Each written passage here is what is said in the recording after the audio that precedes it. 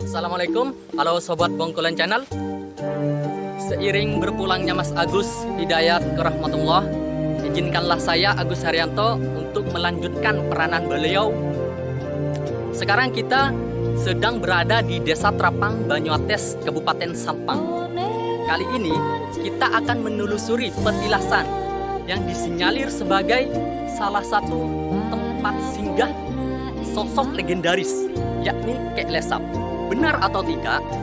Untuk mengungkap lebih jelas, kita akan menemui narasumber kita, yaitu Bapak Bustomi dan sejarawan muda Mas Rizky Taufan. Cus!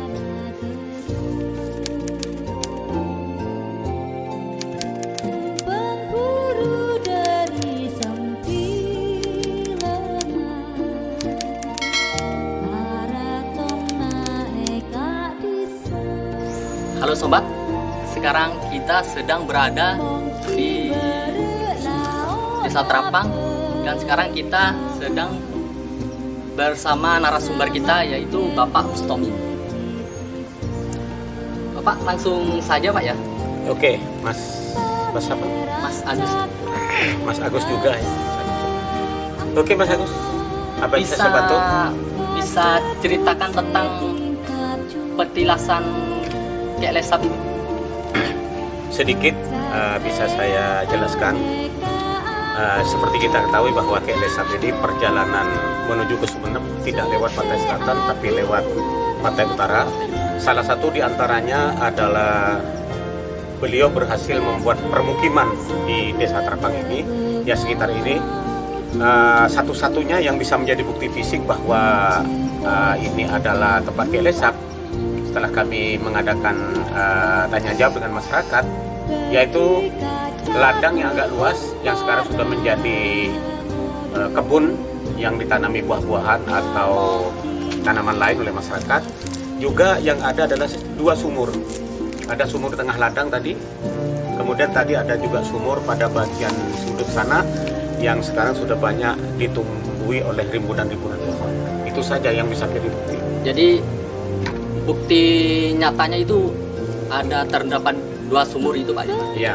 Sebagai bukti kalau tempat ini dulunya pernah jadi tempat singgah Kek Lesap. Ya. Jadi bukan sekedar tempat singgah, tapi sudah bermukim. Mukimnya itu kurang tahun. Karena orang-orang tokoh masyarakat seperti kepala desa sebelum ini juga menceritakan bahwa di dalam di dalam situsnya ya, di dalam data-data desa, bahwa di sini Kek Lesap yang merupakan salah seorang putra dari selir dari Pangeran Cakraningrat IV atau Pangeran Setomukti, itu di sini bertahun-tahun mengajari ngaji. Jadi kalau orang sini bisa saja menyebut pinter. Kalau mengajari ngaji lalu ada permukiman, rasa-rasanya kok kurang etis kalau sumurnya cuma satu.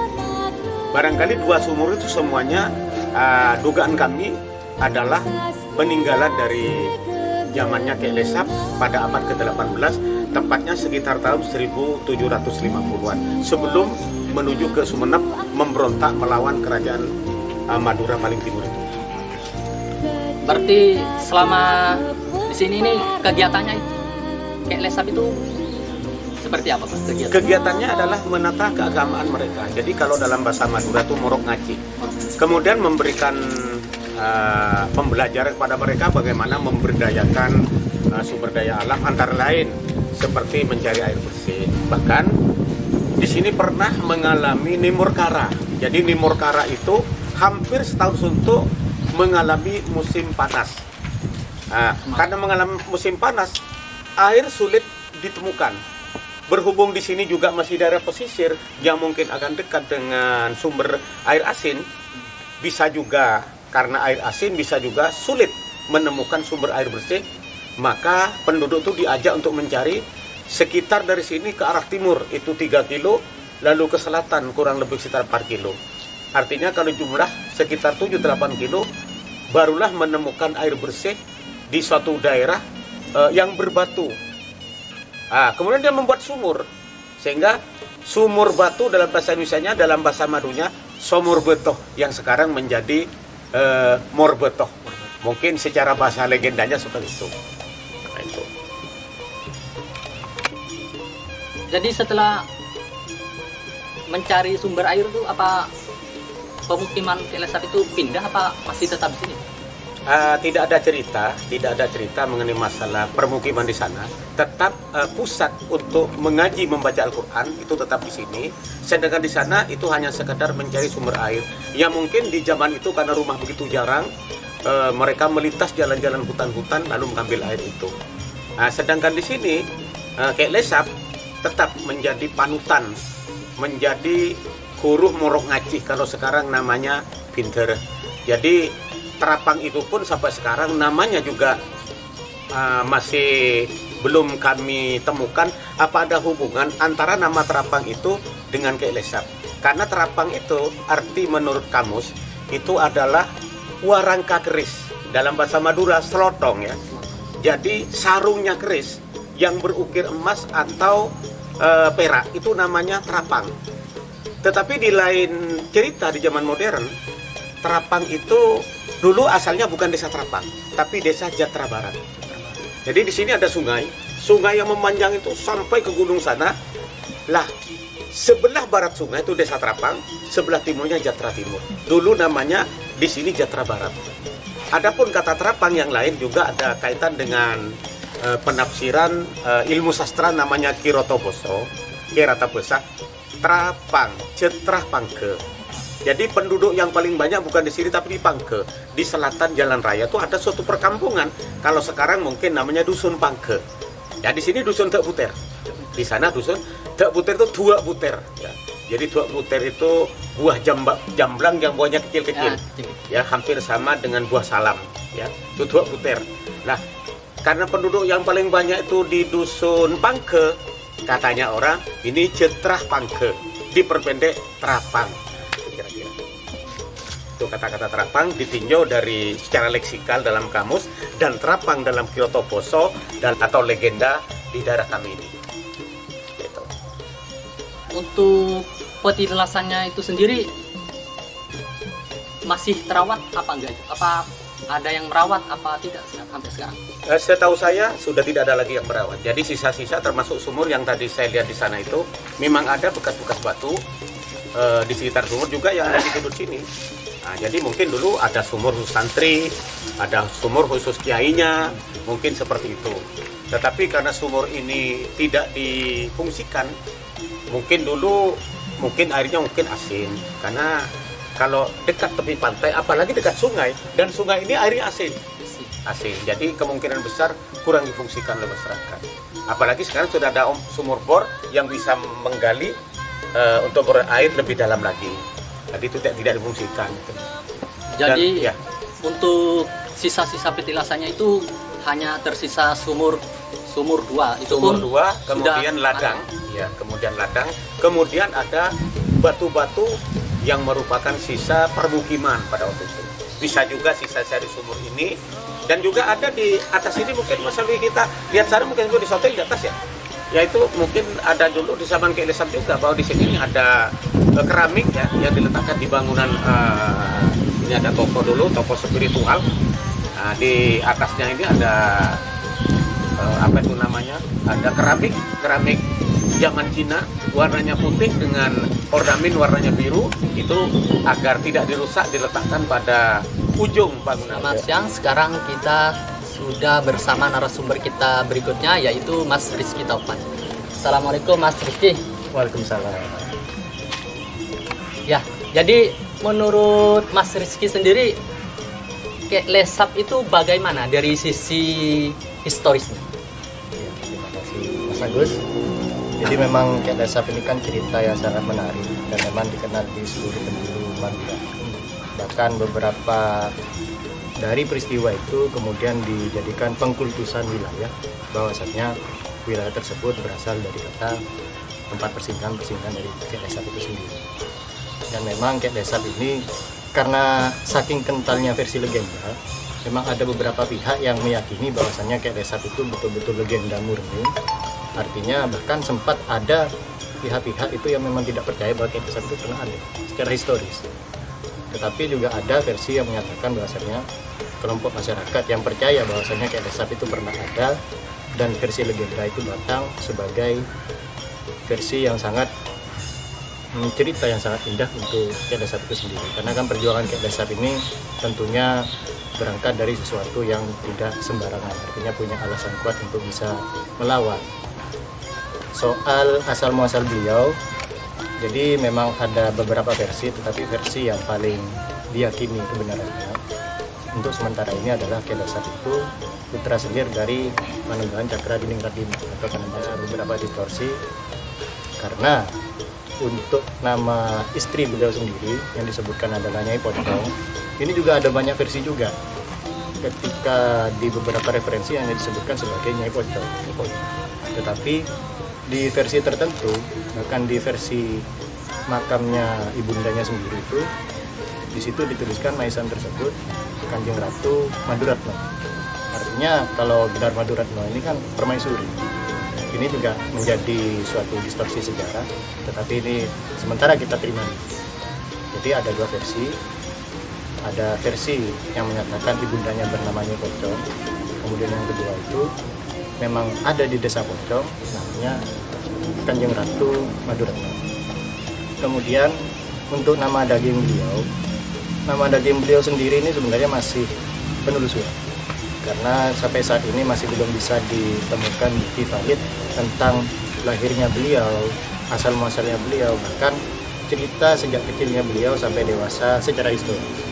Jadi secara legenda ini sudah cukup untuk bisa dijadikan landasan awal. Nah, untuk nama kecil beliau itu ada versi yang menyatakan versi tutur. Ini saya dengar dari Eyang Raden Panji Abdul Hamid Mustari Cakradiningrat. Nama kecil beliau itu adalah Raden Abdul Mukti.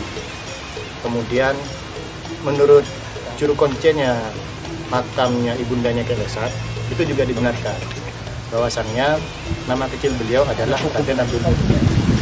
Kemudian ternyata setelah beberapa tahun berlangsung saya mencari tentang Kiai Dasar itu, alhamdulillah berkat bantuan dan kebaikan hati dari Pamanda Adrian Pawitra, penulis Kamus Bahasa Madura Indonesia, beliau memberikan sebuah referensi manuskrip carakan. Manuskrip itu bertuliskan carakan Jawa, berbahasa Jawa. Angka tahunnya di situ saya jelas 1878. Jadi di situ disebutkan nama beliau itu adalah Ki Ageng Abdul Mukti. Jadi Ki Ageng Abdul Mukti. Itu versi yang kemudian di versi manuskrip carakan tahun 1878. Kemudian ada versi lagi. Tadi kan saya dapat manuskripnya itu dari Om Adrian Pawitra. Nah, itu ayahanda dari Om Adrian Pawitra itu sempat menulis buku tentang Kiai Dasar itu juga. Jadi catatan kumpulan cerita. Cuman saya lupa judul pastinya. Belum dikasih lihat juga, cuman sempat dibahas sedikit oleh Om Adrian bahwasannya di buku tersebut disebutkan bahwa nama kecil beliau adalah Parto Sudiro. Jadi di sini kita sudah dapat 3 versi. Versi pertama Raden Abdul Mukti, kemudian yang kedua adalah Ki Ageng Abdul Mukti, kemudian yang ketiga adalah Parto Sudiro. Di sini sangat menarik karena ada 3 versi. Kalau kita tinjau satu persatu, Raden Abdul Mukti ini kan nama ada gelarnya ya Raden. Kemudian Abdul Mukti ini juga bisa bermakna istilah, artinya bukan bisa diartikan sebagai nama lahir, tapi juga bisa sebagai nama lahir. Kemudian ketika kita bandingkan dengan versi yang ada di manuskrip Kiai Dasar tahun 1878 ini, Ki Ageng itu gelar. Jadi kalau Ki Ageng ini gelarnya sama seperti gelar-gelar Raja-Raja Jawa dan juga gelar-gelar Raja-Raja Madura. Jadi seperti Panembahan Lemah Luhur itu kan kalau di tanah Jawa terkadang juga dikenal sebagai Ki Gede Wiratali. Sama itu seperti Ki Ageng Wiratali. Jadi Ki Ageng Abdul Mukti ini merupakan nama gelar. Sedangkan Parto Sudiro, Om Adrian sendiri juga menyatakan bahwa di sini ayahanda saya, kata beliaunya, Pak Irsad almarhum, memang sudah menuliskan itu berdasarkan tutur yang sudah mendekati masyarakat. Jadi dasarnya adalah tutur. Itu kemudian beberapa versi tentang nama beliau. Kemudian untuk cerita masa kecil beliau, mulai dari lahir dan lain sebagainya, tadi sempat dijelaskan di versi legenda. Nah, untuk versi sejarahnya sendiri ini tiba-tiba lenyap begitu saja. Memang belum ada bukti tertulis secara nyata yang bisa membuktikan bahwa cerita masa kecil Ki Lesap ini bisa dihidangkan secara logis. Baru cerita Ki Lesap itu baru benar-benar muncul ketika peperangan itu sudah mulai. Artinya bisa dipastikan bahwa perang Ki Lesap ini pada tahun 1748 sampai 1750. Karena di Keraton Sumenep ada nama raja yang bertahta di antara tahun 1749 sampai 1750 adalah Ki Lesap sendiri. Jadi pada tahun 1749 sampai 50 keberadaan Ki Lesap itu diakui di Sumenep, bahkan diakui sebagai raja. Nah, perjalanan dari sebelumnya itu ternyata bisa ditemukan di buku Riwayat Madura yang saya peroleh dari Raden Mas Agus Warendra. Jadi di situ disebutkan jelas bahwasanya perang Ki Lesap itu dimulai dari angka tahunnya disebutkan Jawa, tetapi setelah dikonversi itu 1748 dimulainya. Kemudian berakhirnya tahun 1750. Artinya itu fakta yang tidak terbantahkan. Tetapi ini kan versi yang masih ada di sumber-sumber lokal. Artinya kita butuh sumber pembanding juga. Ketika perang ini berlangsung, apakah benar tentang waktunya 1748 sampai 1750. Jadi ketika saya berselancar mencari data-data dari sisi Belanda, biasanya VOC ini sangat rajin mencatat buku harian, istilahnya namanya Dagregister. Di Dagregister itu hampir tidak ada, nah ini saya catatan ya, Dagregister tahun 1748 ini tidak pernah ditemukan akses online-nya. Wallahu a'lam. Atau memang itu belum didigitalisasi atau bagaimana saya tidak tahu. Cuman yang jelas ini tidak pernah ditemukan data digitalnya. Kemudian di sini karena yang ingin dibahas adalah kaitan atau bahkan mungkin bisa bertentangan antara versi legenda dan juga versi historis. Jadi versi legenda ini kan memang masyarakat Nusantara itu biasa membuat legenda karena memang suatu hal peristiwa itu selalu dikaitkan dengan keagungan, kemurnian, ketulusan dan sebagainya, supaya masyarakat itu bisa mencintai sejarahnya walaupun kemudian nanti ada simpang siur terhadap sejarahnya. Itu memang biasa. Artinya kehadiran legenda ini sudah sangat nyata secara de facto itu diakui oleh masyarakat. Nah, misalnya kita bandingkan beberapa versi, misalnya dari toponim wilayah, nama wilayah seperti Patemon, kalau di versi legendanya itu kan sebagai titik pertemuan. Kemudian di Sampang titik persimpangan. Kemudian di ini saya jelaskan tidak kronologis ya, karena kalau versi legenda Ki Lesap saya tidak mendalami. Kemudian Pamekasan itu berasal dari kata bekas, dan kemudian Songenep tadi sudah disebutkan oleh Pak Bustomi versi sejarah dan versi legendanya. Jadi di versi legendanya dikatakan Ingsun Ngenep atau Musul Ngenep, ada dua versi di situ. Kemudian di Toncung, Burna dulu, di Burna itu Leglebur atau Neh. Jadi karena ceritanya kan Ki Lesap itu masih lanceng, tapi kemudian King Rembine. Tetapi masyarakat juga banyak yang tokoh-tokoh masyarakat itu bahwasanya mereka merasa adalah keturunan dari Ki Lesap. Bagaimana bisa kalau di versi legendanya padahal Ki Lesap itu masih lanceng. Tapi kembali kepada toponim wilayah, ketika sudah nyampe Burnai kemudian ke Toncung, itu ada asal muasal kata yang disebut Etonton sambil Kejuni, artinya diarak sambil dikasihkan tabuhan gamelan sambil tari-tarian segala macam. Baru kemudian nyampe di Juno, ditusuklah beliau dengan tombak Sinanggala.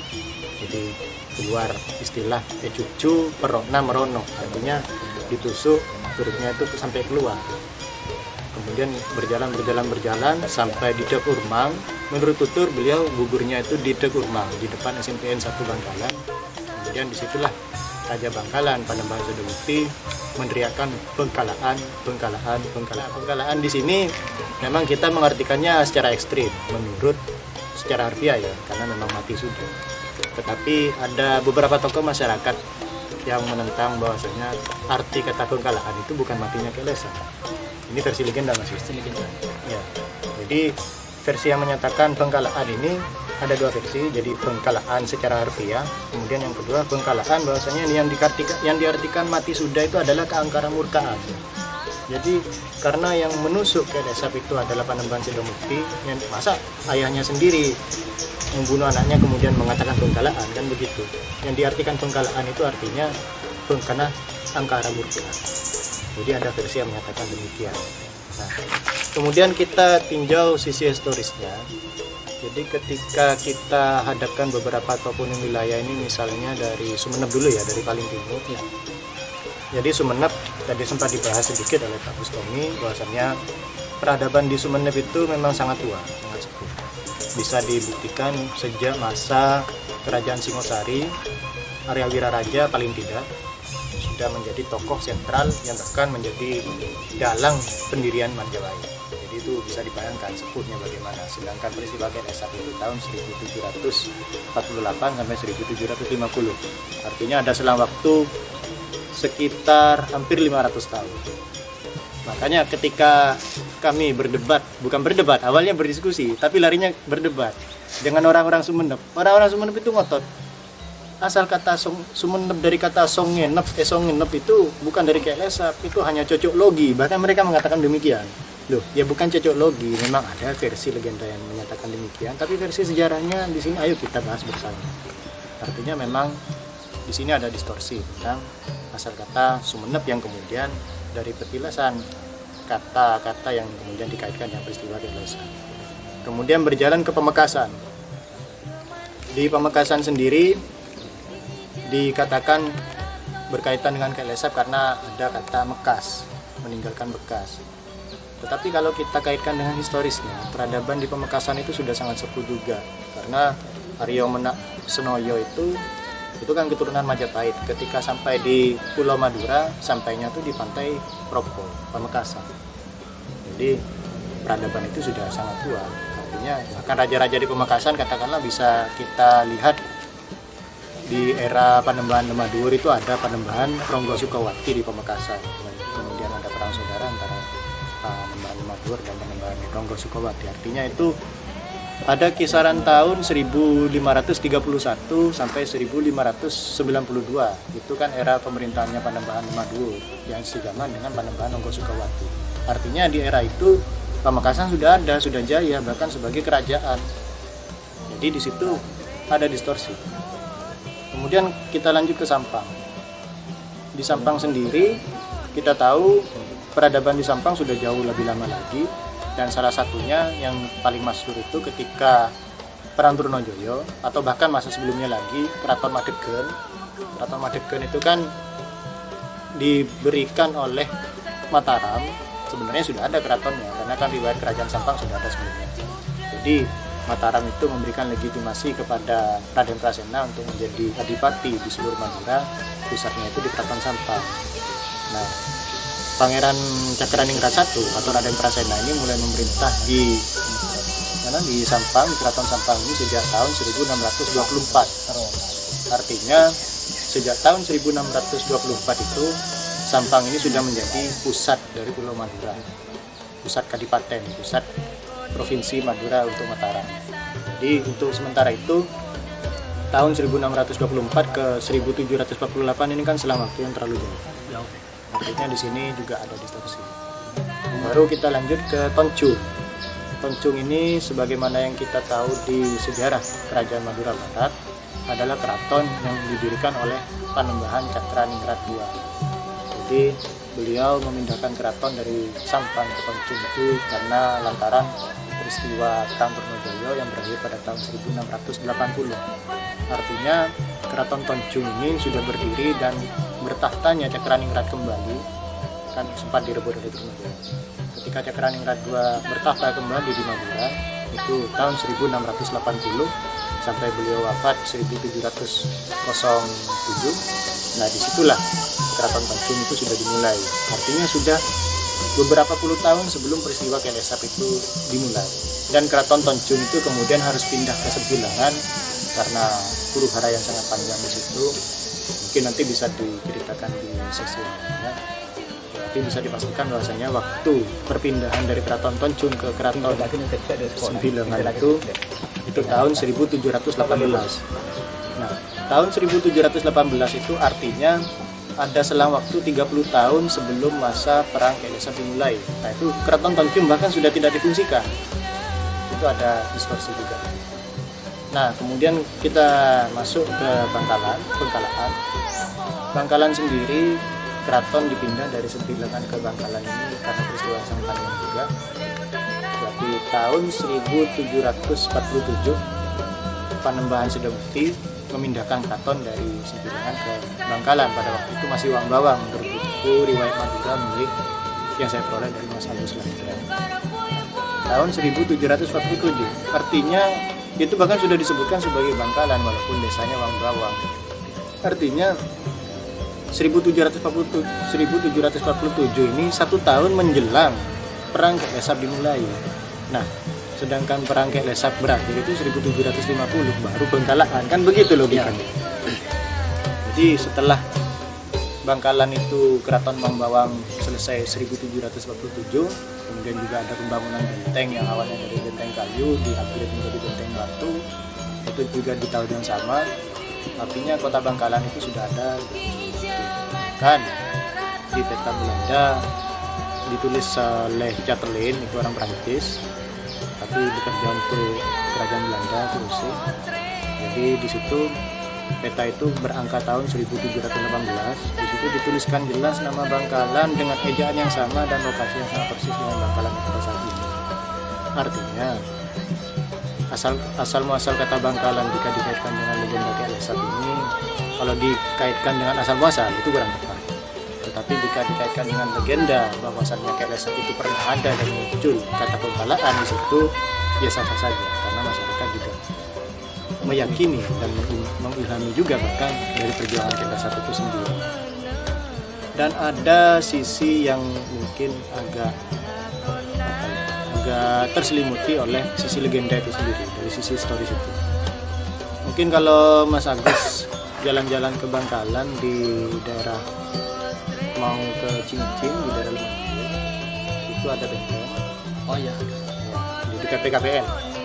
Jadi di situ ternyata menurut manuskrip Pak Lesap tahun 1878, benteng itu sempat jebol karena serangan Kyai Lesap. Itu yang tidak pernah ditemukan karena selama ini masih terselimuti oleh legenda yang sangat magis. Artinya di situ benteng itu disebutkan jelas di dalam manuskrip itu loji bedah. Artinya loji itu kan bisa diartikan sebagai benteng. Loji itu sampai dijebol oleh pasukan Kyai Lesap. Saking dahsyatnya itu. Dan kalau kita kaitkan dengan peristiwa perpindahan keraton juga, kalau menurut riwayat Madura, jadi di riwayat Madura itu keraton Bangkalan pernah pindah 2 kali. Yang pertama itu di daerah Wang Bawang. Wang Bawang itu sekarang termasuk wilayah Saksat, kurang lebih di sekitar Dalemepon Pak Buat di Saksat. Jadi di sekitar itu sampai ke Simpul 1 kantor pos di sekitar itu. Jadi bisa dibayangkan ketika Panembahan Sidamukti memindahkan keratonnya di Bangkalan, keraton dan benteng VOC itu sangat berdekatan, bahkan jaraknya tidak sampai 100 meter. Saya pernah mengukur itu hanya 80 meter. Bisa dibayangkan, dan itu masih satu areal sistem pertahanan, karena di situ di sekitar benteng dan keraton itu ada sungai, dan kemudian di sini ada kanal buatan yang sampai tembus ke laut. Artinya di sini untuk pertahanan, yang makanya di dekat SMP 1 itu ada jembatan kecil yang dinamakan Tekurna itu, karena dulunya di situ memang ada kanal, untuk melewati itu harus melewati jembatan yang dulunya bisa angkat tutup. Tewasnya Kyai Lesap di situ. Kemudian alasan perpindahan keraton, kalau menurut riwayat Madura itu, keraton dari Wang Bawang dipindah ke Bangkalan yang saat ini lokasinya di Kodim. Jadi itu terjadi di tahun 1755 kalau dikonversi ke Masehi.